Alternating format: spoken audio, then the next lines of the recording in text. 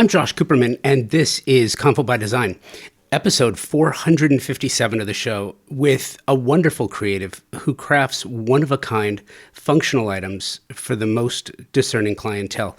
This is a really fun story featuring an exquisite creative, simply divine creations, and a phenomenal story to match.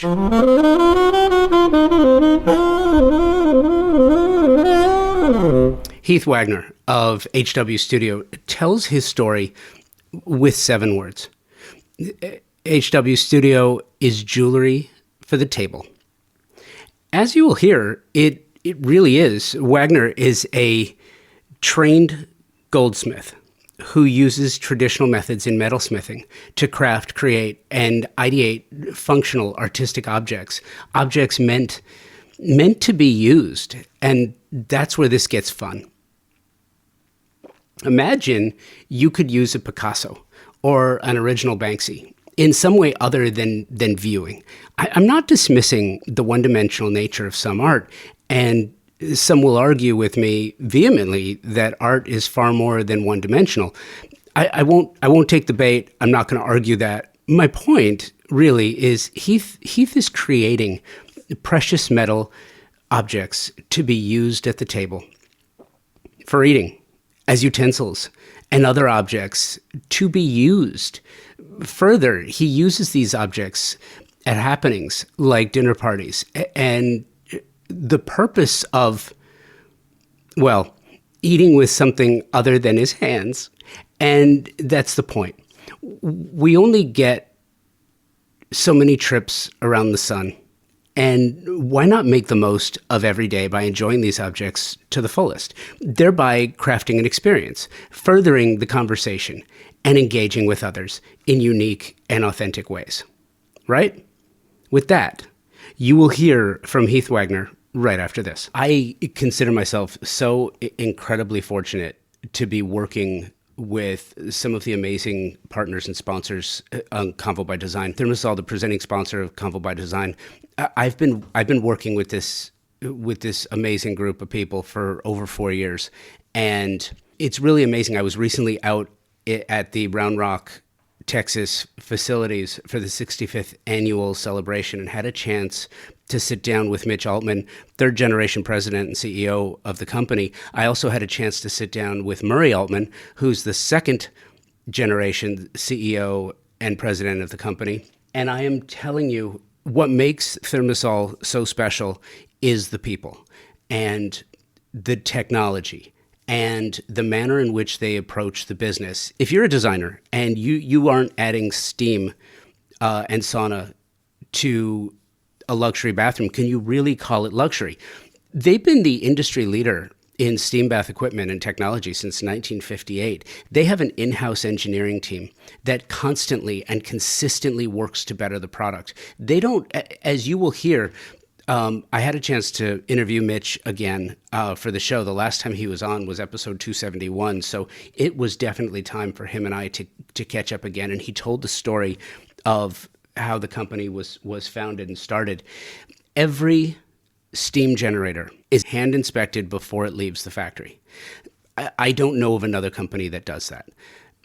They put such pride into the product and the workmanship and the craftsmanship of the product that when you go into your steam shower, it is going to deliver precise, reliable results every single time. And that's what you can count on with ThermaSol. And there's a lifetime warranty to back it up. So there's no risk, only reward. It's amazing, their technological marvels like intelligent showering systems and sound therapy, aromatherapy, the technical interfaces, and more, all through ThermaSol. So check them out, thermasol.com or at ThermaSol on the socials.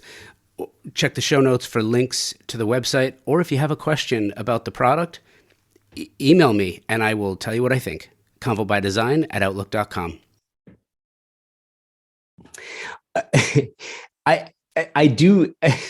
It's funny because after doing this for as long as I have taken for granted the fact that some people may not be totally thrilled about doing an interview on camera that's not like pre-prepared answers. It's so funny. I get this all the time. Can you send me questions? It's like, no, I don't do that. Did I send you any questions? No, you did not. Did I send you anything at all to prep for this? No, but I'm a thorough researcher with a master's degree. So I did my research and I've listened to several episodes.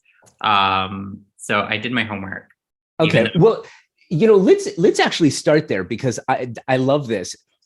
Tell me the story. How did you wind up the multi hyphenate that you are? Which I think nowadays we kind of all have to be multi hyphenates, right? But tell yeah. me the story how you wound up doing what you're doing, especially what a master's degree and a goldsmith Yeah.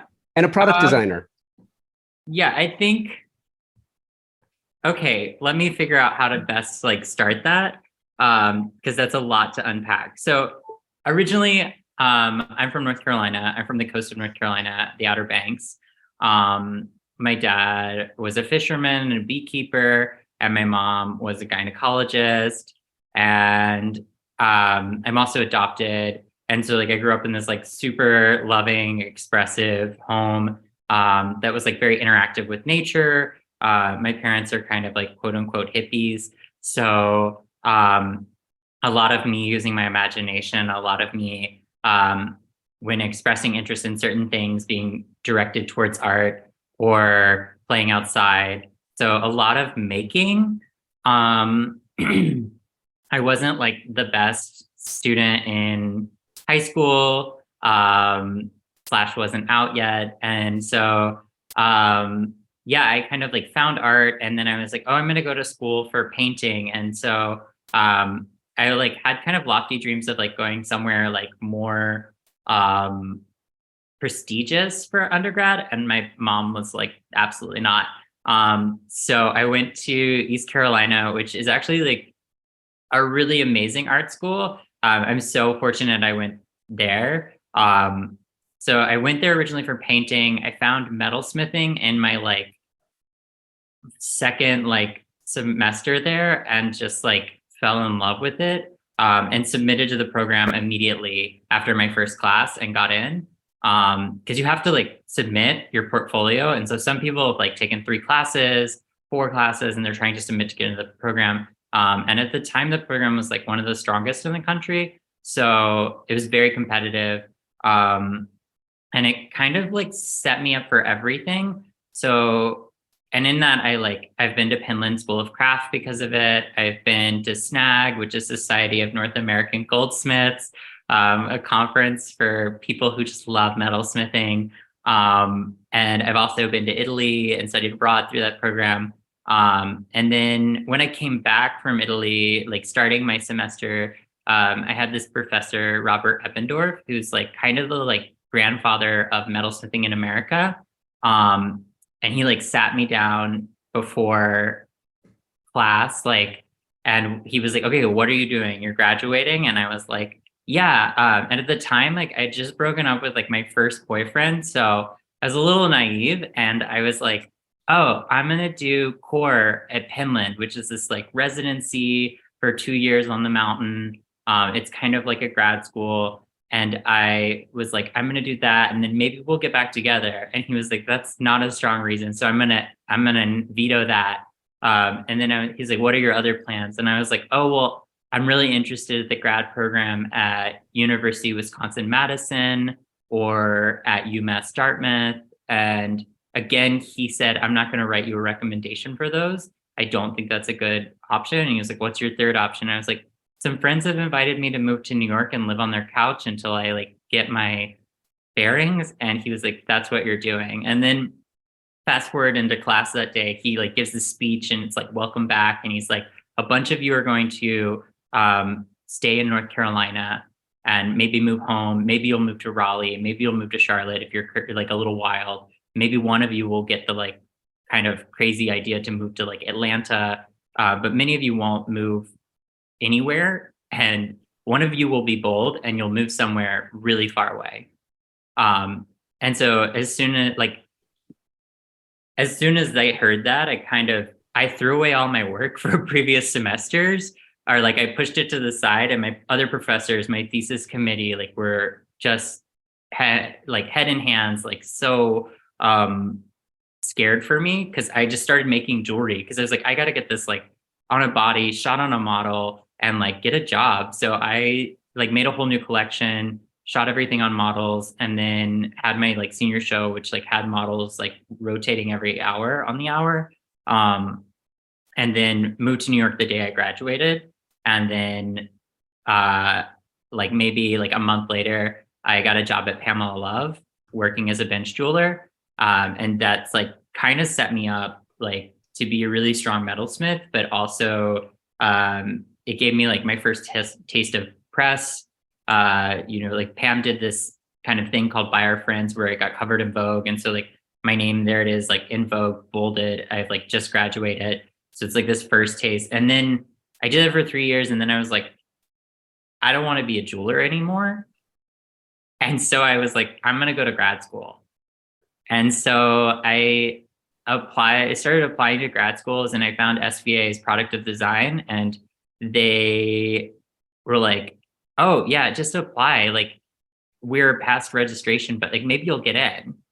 And then I did get in and like started 2 weeks later and was like thrown into this world of design and digital. Like I graduated with school with no digital skills, like I really strong making skills, but um like grad school was this like trial by fire kind of experience where I did a lot of smoke screen work where I like made things that were really beautiful while I was like quickly trying to figure out how to use computers.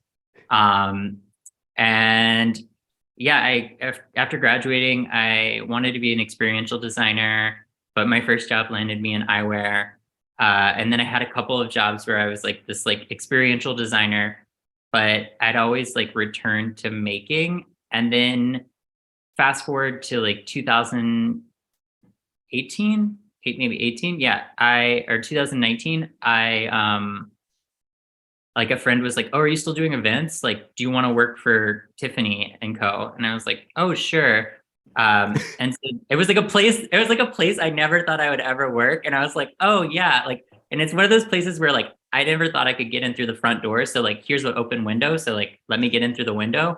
Um, and then yeah, my role evolved from like an events designer to this like forms designer, like and pop-up designer that like communicated or like interacted with the jewelry team because I was a jeweler. So I was speaking their language to my team and speaking my team's language to that team, and became this like interwoven, really interesting consulting role that I in a million years would have never one like found online or like would have like had if it kind of just didn't fall in my lap.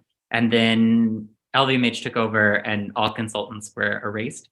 And so I went on to work for Dion Lee, launching jewelry for them, and have kind of started consulting again in jewelry. But during that time, I also at Tiffany and during the pandemic, I launched my line of flatware.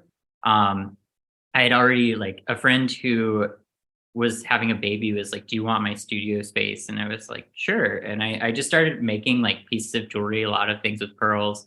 And then when the pandemic shut everything down, I couldn't host dinners. And that was like my thing. I worked at Tiffany 3 days a week. And on Wednesday, I would like just text my friends and be like, do you want to come over? I'm picking these things up for dinner, and have these like 2 to like 6 person dinners, impromptu, middle of the week. And I got really like kind of sentimental that I couldn't do that anymore. And so I started making flatware, which is something that I had made previously in my metalsmithing career in undergrad.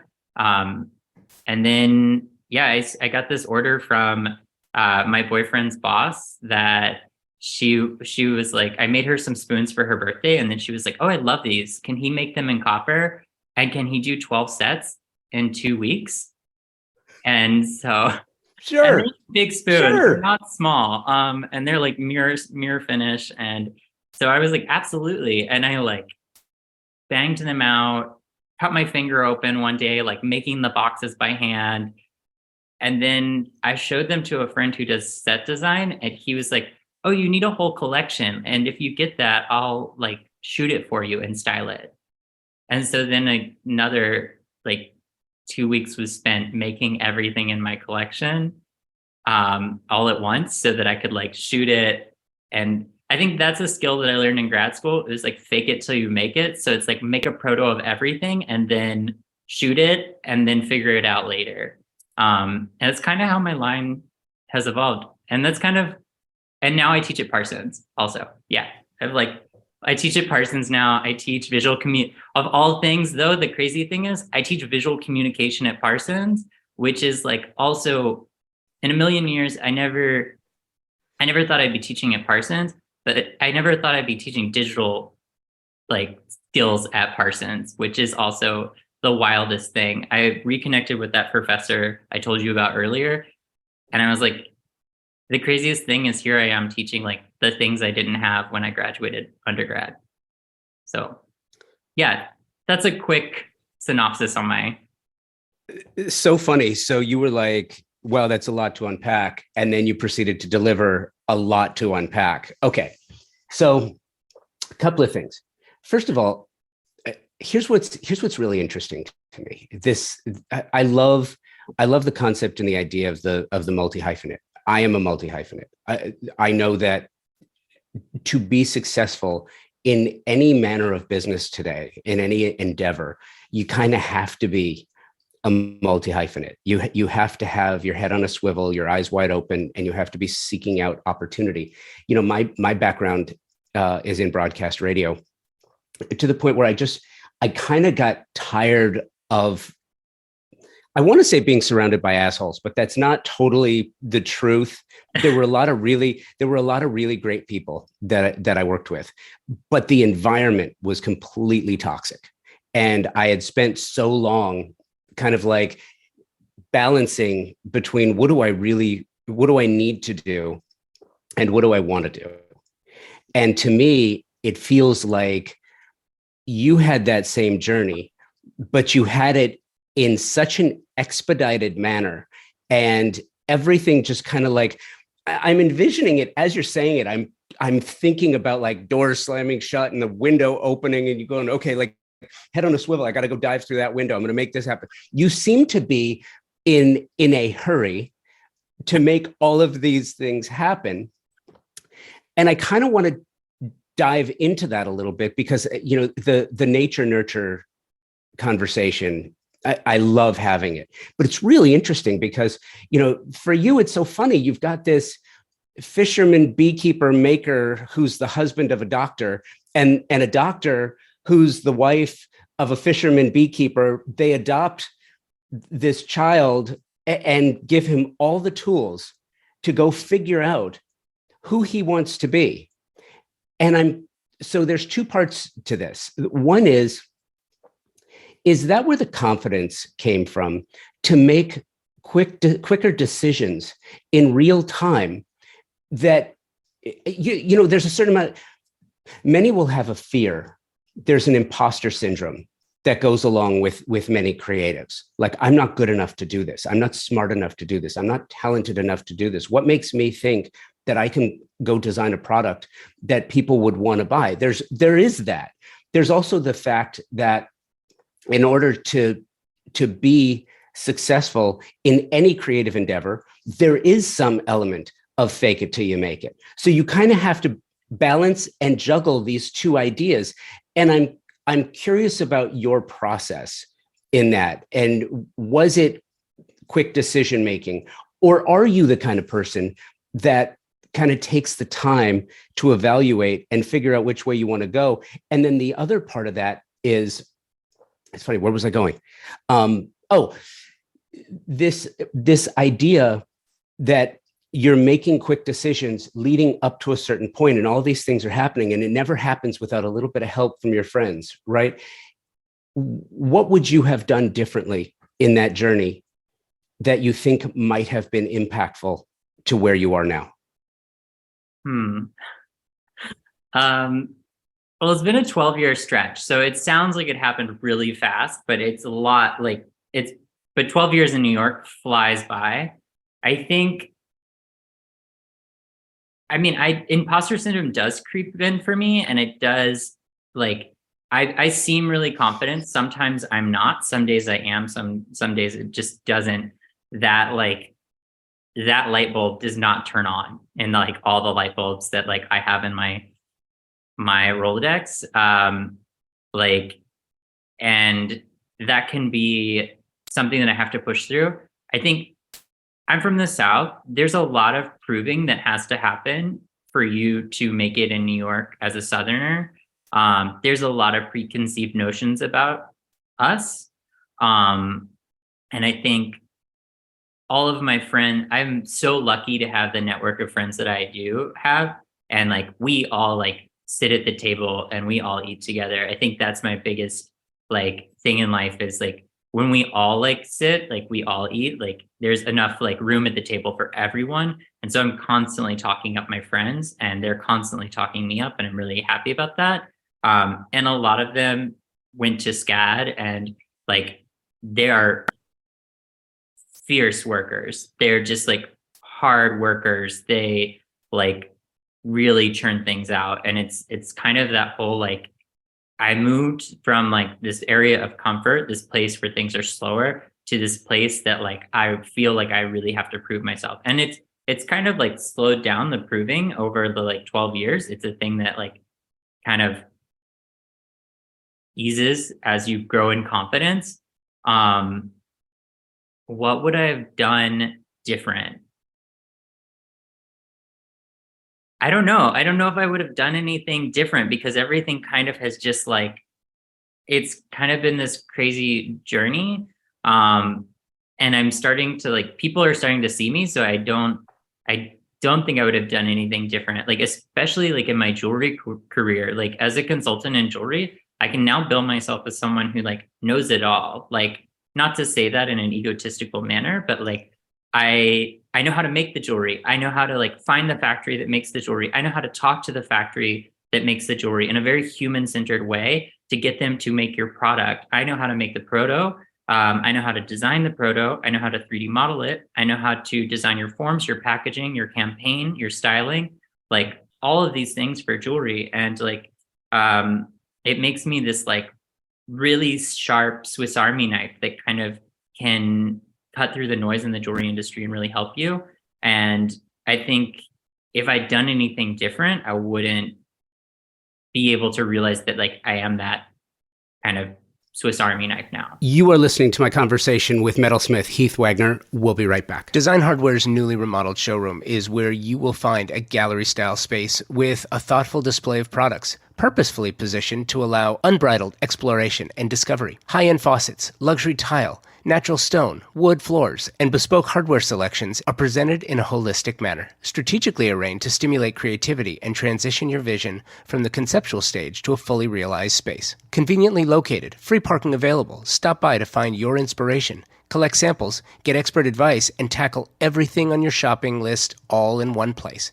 Visit them online at designhardware.com or in the real world, 6053 West 3rd Street in Los Angeles. Well, I think you would have been more careful when making the box.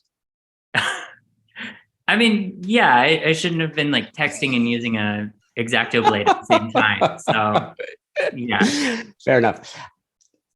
Let's back up about 20 seconds. Okay. Walk me through the process because I think it's fascinating. Where you are now, you're still making jewelry. You're just making jewelry for the home. Mm-hmm. And I also make jewelry for private clients too. Still totally. Like, yeah, totally get it. Totally get it. But I think that bifurcated creative set, right? Jewelry. I feel like, and you could totally tell me I'm wrong. It's totally cool. But I feel like the idea of making jewelry for a person and making jewelry for the home is the same concept. Mm-hmm. A home is unique. Design is unique. Designers are the same as those who would style and fashion a person, right? It's a unique design for a unique space. People are very much the same way. Some are larger framed, which requires a different set. Some are smaller framed, which requires a different look. And Homes are the same way. Rooms are the same way. So I feel like those two things are very similar, if not the same. But take me through the process that you go through from ideating something to creating a prototype to creating the first one and being able to bring your product to market. Because I also feel like as an artist, as a creative, and maybe I've got that wrong too. Tell me, are you an artist? Are you an industrial and creative designer? Because I think there's a difference. I was talking to a chef once, a good friend of mine, someone who went to my high school, and he's got this incredible restaurant, Rosa Blue, in LA. He's also got super fine pizza. He's the real deal. And he told me once, he's like, I'm not an artist, I'm a craftsman. I was like, I didn't understand the idea. I didn't understand the concept because, like, why wouldn't you want to be an artist? And he said, because if you go to Northern Italy and you have something that your grandmother made for you when you were a kid, when you come to Rosa Blue, I want it to taste exactly like grandma made it for you. I don't want it to be a different thing. I want it to be that, I want to recreate an experience. And I thought that's really amazing because that is design, that is jewelry. You want an experience, just a different one. So are you an artist? I think you are, but I think you're also a craftsman. So as you go through the process, back to the original question, which I've like rounded like 3 or 4 different times already, take me through the process of creating a prototype, creating a product for market that still matches your artistic vision, because there are some compromises that you have to make along the way because you're getting other people to back it and to sell it and to buy it. So how does that work for you? So let's break this into parts. I think I don't consider myself an artist. I like the term craftsman. I, one day want my line to be like a silver house, and I do love the like craftsmen that I interact with in the industry, and I have great respect for them. So I would consider myself that. When it comes to making a product, usually I'll make some sketches, and then I'll make it by hand once. And if it feels right and it looks right, I'll just run with it. Other times I'll have to remake the shape of like a spoon or a fork a couple of times to get it right. I think those are more complicated items.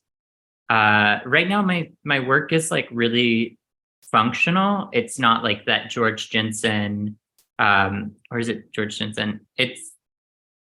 I'm trying to think of the designer who made like very kind of unusable flatware. It's very elegant, it's very beautiful, but you have to take like really tiny bites. My work is not there like yet, but it is the stuff that you kind of put out when you have like a special occasion. And I think that like is something that I always think about, is like, this is going to be like the 3-piece set that you want to buy for when you have like a nice dinner, but it's not too fussy. But it's like, you could bring it out on a weeknight, or you could bring it out during the like fancy dinner, but it's not like the silver that is only coming out at Easter or only coming out at like a specific holiday and you just dread polishing it. I want my stuff to be really used. When it comes to taking it to market, I just ask my friends, like, does this look right? Like, how does this feel? I'll have them over for dinner. I'll have people test out things.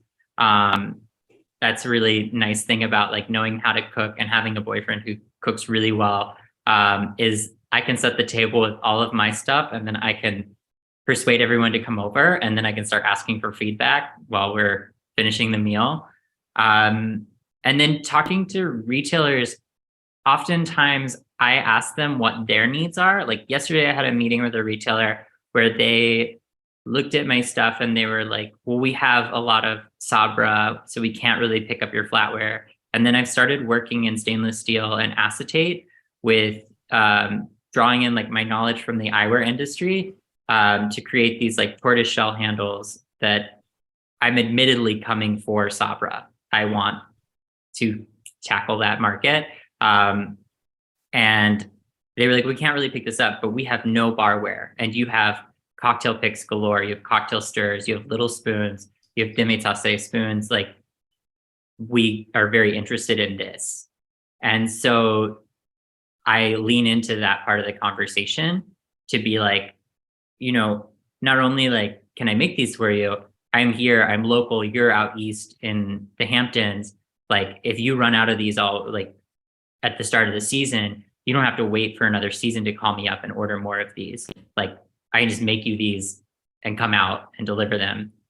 And I really try to like foster relationships that are very genuine, and I would say like almost like, I don't know, is mongery a word? Like, I think of like a fishmonger. Like, it's like you've got your fishmonger, you've got your butcher, you've got your like neighborhood jeweler, you've got your cobbler. So like, I want to foster relationships with my like flatware where I'm kind of like, people that are working with me to sell my work are also like, well, they still see me as like that neighborhood person and not as like the brand. I don't know if mongery was a word before you said it, but I think it is now because I get it. I think what's really interesting is you don't consider your work to be art, you consider it to be utilitarian, but because it's completely unique and different. And by the way, because this is a podcast, I say this all the time, go to the show notes and you will find a link to heathwagoner.com. And you can see the product and you can see what we're talking about. But again, that idea of craftsman versus artist is something that is very interesting to me. Like, you had mentioned your friend that was a set decorator.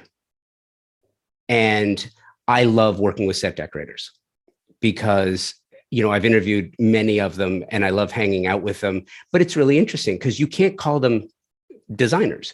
They're not designers. And a true set deck will tell you, I am not a designer. And it's not like they're offended by it. It's just, it's a misclassification for them. It's not what they are. It's not what they do. Many of them that I've had this very same conversation with will say, I'm not an artist. I'm a craftsman, because what they're trying to do is create an experience based on what somebody else has written on a page. I think that's fascinating, because a designer will try to take what somebody says and how they want to live and craft a space for what they do. Jewelry is very, very personal.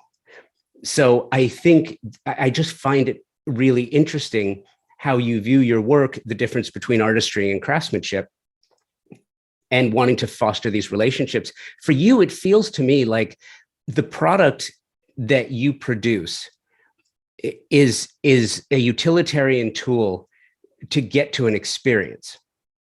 Yeah. And I find that really interesting. When did that start for you? I mean, I still want to be an experiential designer.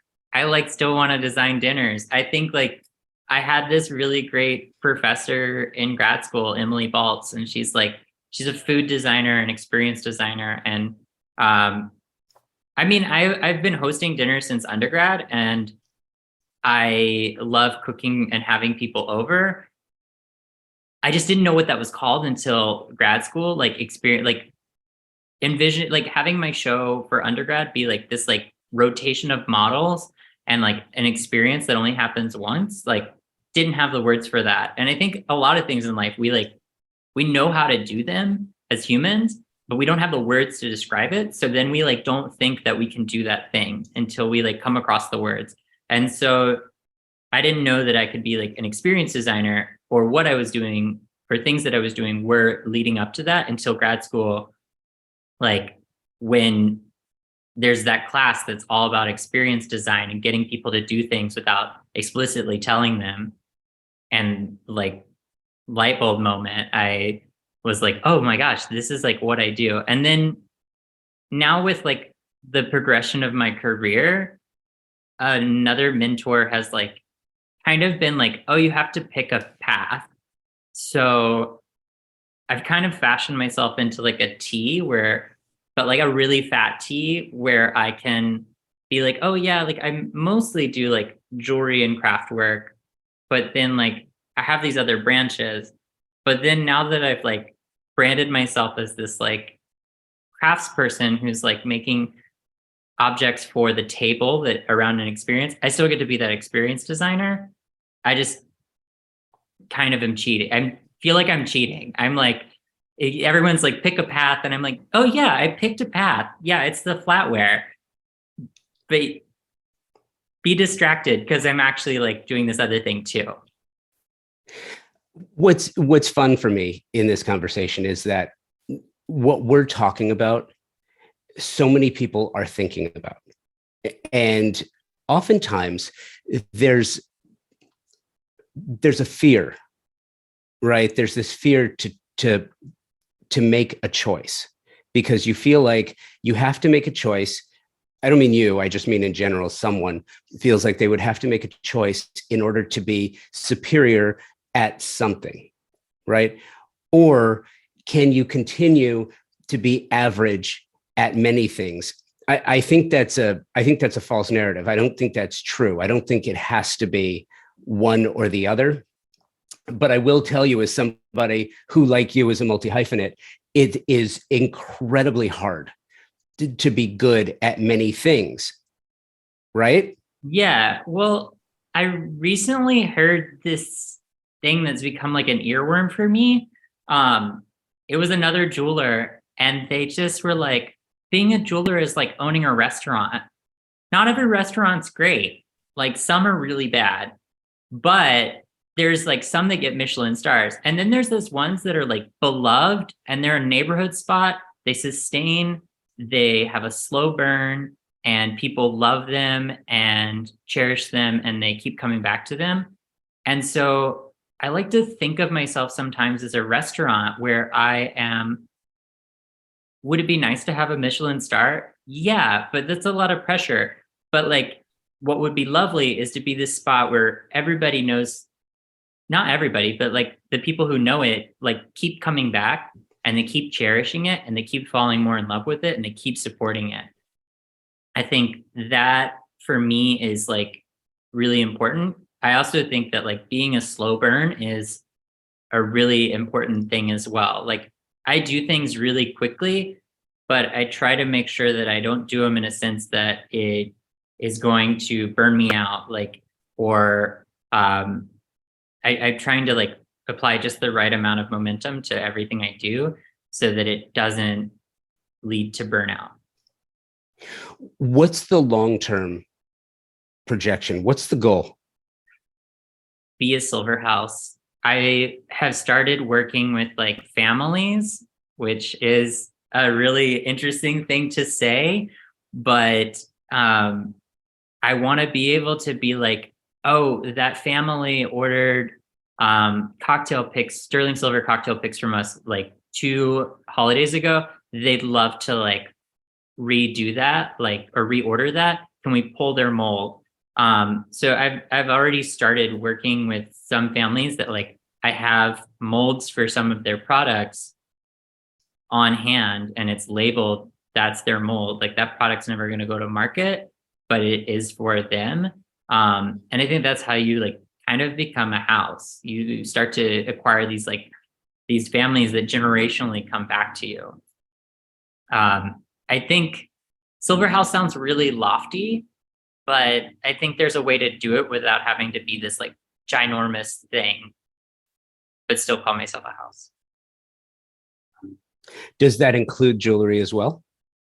Yeah, I mean, Christoffel has jewelry, so It's so, so wait, this is really funny because every time I ask you a question about that might be a challenge, you reference somebody else that does it as the justification for why you can do it. And I'm curious, do you feel like somebody else has to do it first or that you can take, because I mean, look, you've created this amazing body of work.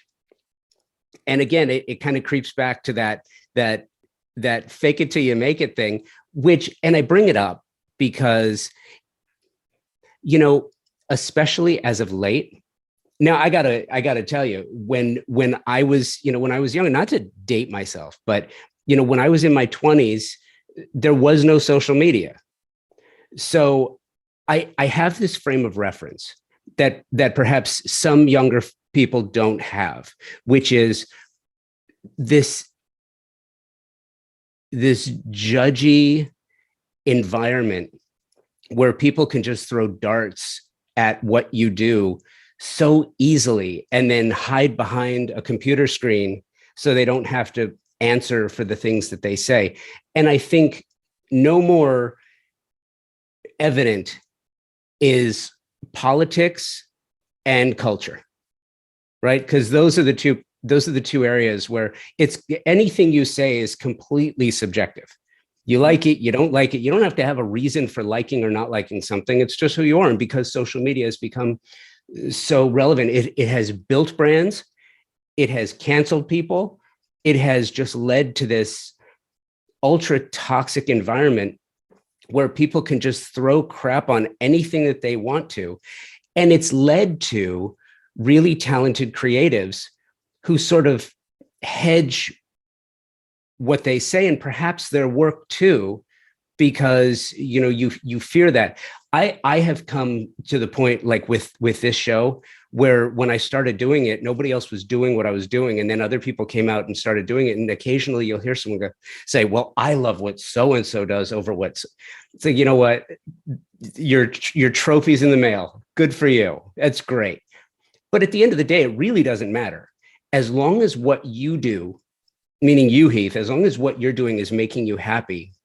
And it's got to make money too, because it's a business, not a hobby. But that's why I ask what you'd like to do. But I'm curious too, do you have to do what somebody else has done? Or are you happy doing you? But again, that goes back to the artist versus craftsman conversation, right? Well, I think I do have rules around like making jewelry. So, I mean, I do the occasional like custom piece. I still try to tie it back to food. The jewelry I do offer right now is like all about food. So I have like I have like an etiquette pinky ring. Like I have fork earrings and spoon earrings and like an oyster half shell brooch and some other like oyster things. It has to be about food. So it can't like, I'm not going to just like one day wake up and start being like, I'm making diamond jewelry. And like, yeah, if the diamond jewelry looks like food, then it's fine. It's all about in my mind. And I'm not like using Christoffel to say like, okay, I can do it now. But like when people are like, you do flatware, like why? I was like, well, they do that. And it's like one of the things I learned at Tiffany was that like there's this vast heritage in the archive of all of these things that they made and all of these things that they like continue to make. And now they're making like shoe tongues and like a toothbrush to clean your shoes and like it where it never stops, and some of it's really hypey and some of it's like gonna live on forever. And I think that's like ultimately like super inspiring, and I think like that's what excites me about that. And in my back to in my mind, so in my mind, like top lit dinner table, all of my stuff, everyone around it like is wearing like either some piece of jewelry or something that like they're there to dine, like they're there to dine. So there's jewelry for the table and there's jewelry for eating, and it's all part of the experience. And then like there's no other like imagery in my mind around that table. It's just top lit and the rest of the room is like darkness, and I can see everything at the table. And it's kind of how I think about my work and how I make it. It's just like, okay, like what else is going on at this dinner party and like this evolving dinner? And that's kind of how I think of everything I do. It's all goes back to that like experience of like over the course of a dinner. And I love that, because I feel too like the experiential nature of for me, the experiential nature of design and architecture is completely interwoven with one's desire to live a certain way and to feel something. And if you can craft a feeling, you've done something amazing. So I get it, like this idea of crafting an experience.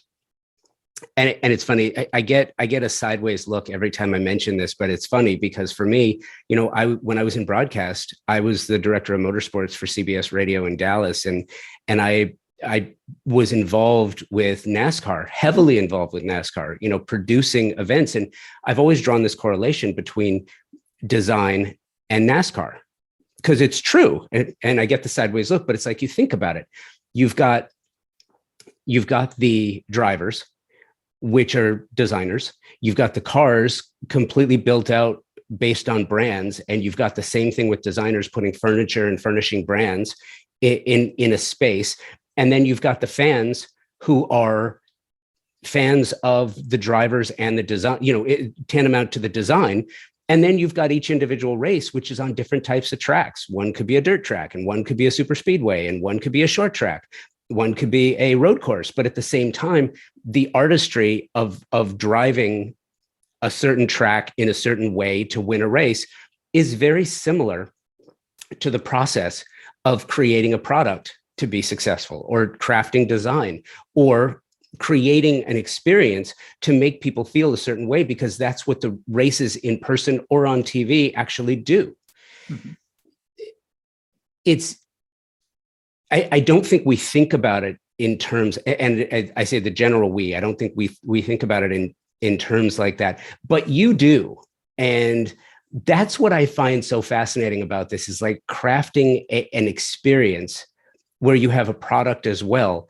I think that there's an artistry to it that, and I'm curious if it started that way for you, or if the pandemic informed the way you think in any way, shape, or form. I think it's always been like that. I think everything we do is a performance. Like, this is a performance, like you're performing, I'm performing, and everything kind of evolves around that. I had a moment out of grad school where like I couldn't find a job. So I ended up working at this like luxe restaurant called Le Turtle in Soho. And I'm so happy I did. I like kind of wish I had worked in a restaurant before that. But like every night was like a performance, and it was like lights dim, music goes up, but also like teaching at Parsons, like I tell my students, like, and I kind of tell this to everybody, I'm like, if you want to see fashion, go out to eat. Like, go to a restaurant in New York and look around, and you'll see what people are wearing. Like, there's like what's going down the runway, but like what's actually like happening in our lives, like what the trends are, it's all like there in the like set of a dining room. And then you have like fashion, you have music, you have dim lighting, and then you have like the whole like performance of like horses coming and going, and like the changing in flatware. And I think there's something like magical about that. And so like my piece is being like the tools in the performance that you're going to use to like be the main character at your table is like a really fulfilling thought, I guess. Do you envision teaching in the same way that you envision design of product? Like you come in day one and you've got these bright-eyed, bushy-tailed students who are at Parsons, the new school of design, and they've told all their friends where they are. Their family is always bragging about where they are and what they do. Do you have a process for them? Like you want to grind some of the burnishings off. You want to polish them up, get them a little shinier. What do you try? What is your goal to provide as far as the experience goes from day one till the day they leave your class and move on to the next part of their curriculum? Um, so they're all like fashion students. And I think the thing that I'm trying to provide for them is compounded skills. Um, Particularly teaching them a lot about Illustrator and giving them these like really sharp skills to like succeed in the industry if they're going to go that route, or have like a Rolodex of things that they can do. So day one, I start them on like a brand identity project, which like is coming out of left field in fashion school at like sophomore level. And it's like you got to create a logo and like a whole environment for the logo to live in. And then the next thing is like we're doing like flats and technical design and tech packs, but then designing a billboard and like an ad campaign and like what does that look like? Where am I seeing your product? And then finally like display forms or packaging. And I think these are skills that like one open their minds to all the possibilities of like where a career in fashion could take you, or design. Like, because you might get to the end of your fashion career and be like, I don't want to be a designer. And then you're like, okay, well, what do I do? And then maybe they'll think back and be like, oh, I designed branding and packaging. Like, let me go work for an agency. Or they're like, oh my God, I'm going to start my line. And they're not going to be like, oh my gosh, my tags and my packaging and my like brand campaigns are an afterthought. They're going to be like, oh, I'm ready to do that. Like, let me like wheat paste my new collection in Soho and like make some packaging and make a brand identity. I want them to be like really sharp, like really like Swiss Army ish.